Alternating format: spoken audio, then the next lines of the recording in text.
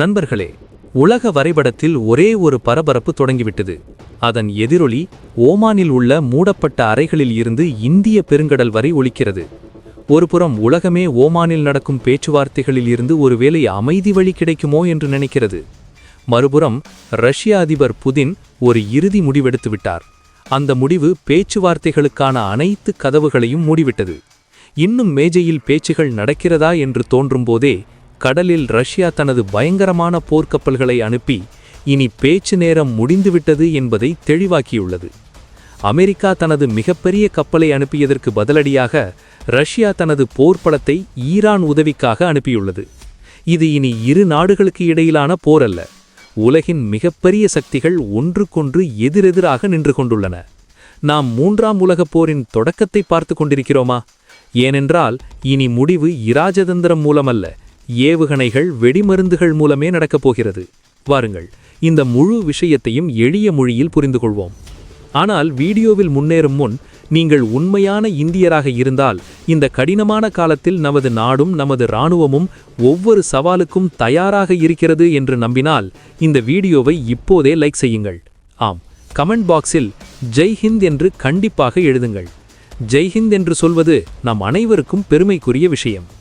விண்ணப்பம் என்னவென்றால், ஓமானில் நடக்கும் இரகசிய பேச்சுவார்த்தைகள் தோல்வியடைந்துவிட்டன என்ற செய்திகள் மத்திய கிழக்கில் பதற்றத்தை மிகவும் அதிகரித்துள்ளன.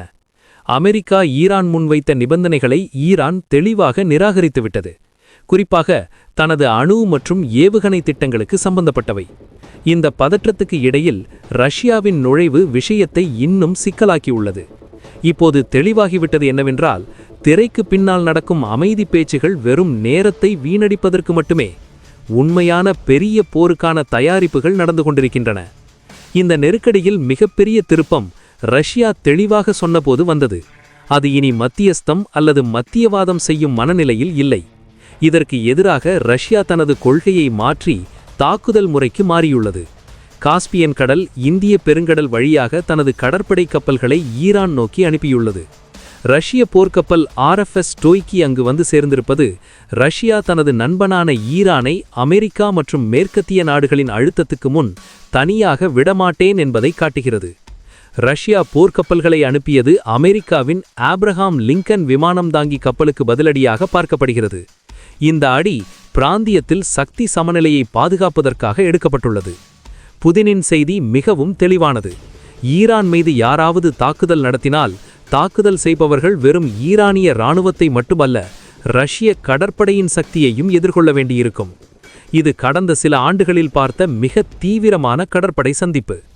ஆபத்தை உணர்ந்து ஈரான் தனது பாதுகாப்பை வலுப்படுத்த மிக ஆபத்தான கைபர் குரம்ஷஹர் 4 பாலிஸ்டிக் ஏவுகணைகளை லான்ச் பேடுகளுக்கு கொண்டு வந்துள்ளது. நிபுணர்கள் சொல்வதென்னவென்றால், இது ஈரான் வசமுள்ள மிக சக்தி வாய்ந்த ஆயுதங்களில் ஒன்று. இதை கைபர் என்றும் அழைக்கிறார்கள். இது தன்னளவில் பெரிய செய்தி. இந்த தயாரிப்பு இஸ்ரேல், அமெரிக்காவின் பதற்றத்தை அதிகரித்துள்ளது.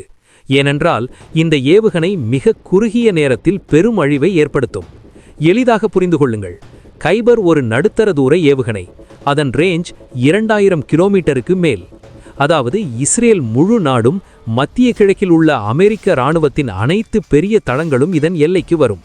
இந்த ஏவுகணை 1500 கிலோ எடையுள்ள வெடிபொருளை எடுத்துச் செல்லும்.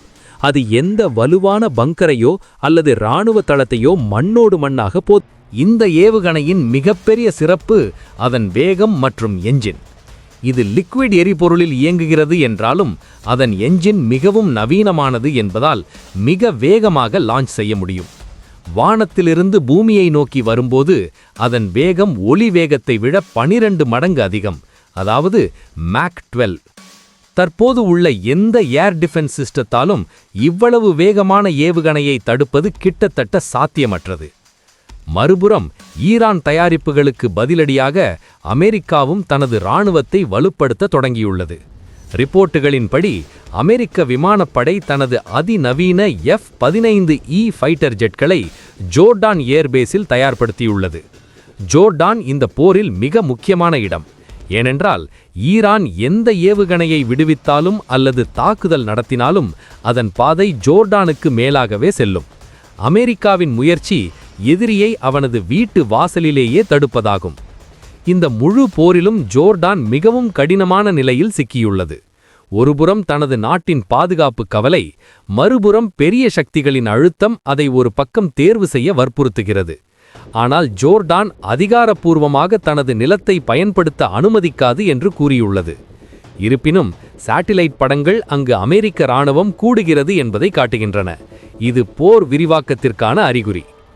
உங்கள் தகவலுக்காக சொல்ல வேண்டுமென்றால், வட இந்திய பெருங்கடலில் ரஷ்யா, சீனா, ஈரான் இணைந்த போர் பயிற்சி வெறும் வழக்கமான பயிற்சி அல்ல. அது அமெரிக்காவுக்கும் அதன் நட்பு நாடுகளுக்கும் கொடுக்கப்பட்ட தெளிவான பகிரங்க எச்சரிக்கை. பிப்ரவரி நடுப்பகுதியில் நடக்கும் இந்த ட்ரில் உலகத்துக்கு காட்டுவதற்காகவே. போர் நடந்தால் இந்த 3 மகாசக்திகளும் ஒன்றாக நிற்கும், பின்வாங்காது. இந்த பயிற்சியில் ஆபத்தான பண்டூபிகள், கைடட் மிசைல் டிஸ்ட்ராயர்கள் பயன்படுத்தப்படும். இது மிகவும் தீவிரமாக மாறும். இந்த பிராந்தியம் உலக எரிபொருள் வழங்கல் உயிர் நாடி. இங்கு சீனா, ரஷ்யா இருப்பது அமெரிக்க ஆதிக்கத்துக்கு தெளிவான சவால். இந்த கூட்டணி தெளிவாக சொல்கிறது, உலகம் இப்போது 2 முகாம்களாக பிரிந்துவிட்டது. இது உலக அமைதிக்கு பெரிய அச்சுறுத்தல். ஒரு சிறிய தீப்பொறி பயங்கரமான நெருப்பாக மாறலாம்.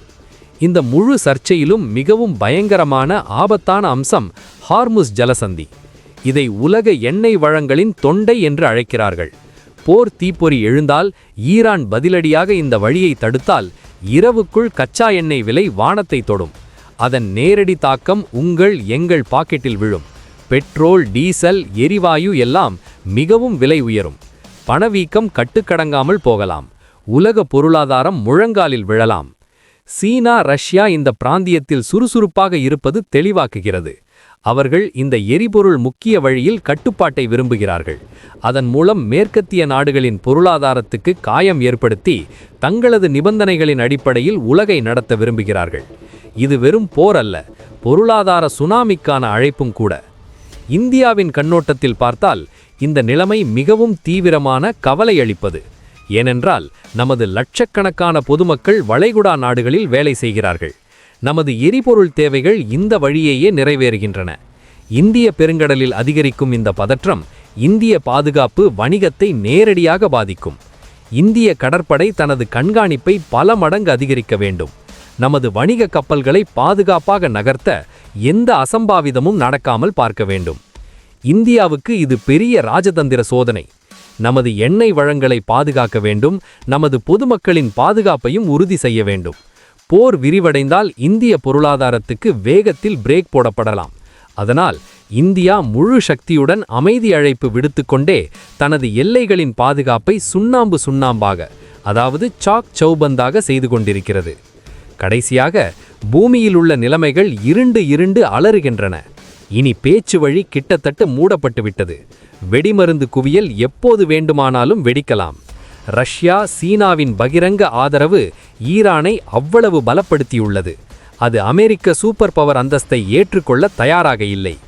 புடின் போர்க்கப்பல்களை அனுப்பியது, ஈரான் ஏவுகணைகளை எடுத்து வருவது உலகத்தை 3ஆம் உலகப் போரின் விளிம்புக்கு கொண்டு வந்துவிட்டது. நண்பர்களே, இந்த விஷயம் நமது நாட்டுக்கும் உலக எதிர்காலத்துக்கும் மிகவும் உணர்ச்சிவசமானது. உங்களுக்கு இந்த நடுநிலையான, ஆழமான பகுப்பாய்வு பிடித்திருந்தால், உண்மை உங்களிடம் செல்ல வேண்டும் என்று நினைத்தால், இந்த வீடியோவை இருதயபூர்வமாக லைக் செய்யுங்கள். உங்கள் நண்பர்கள், குடும்ப உறுப்பினர்களுடன் ஷேர் செய்யுங்கள். இது போன்ற துல்லியமான, அவசியமான செய்திகளுக்கு சேனலை இப்போதே சப்ஸ்கிரைப் செய்யுங்கள். பெல் ஐகானை அழுத்துங்கள்.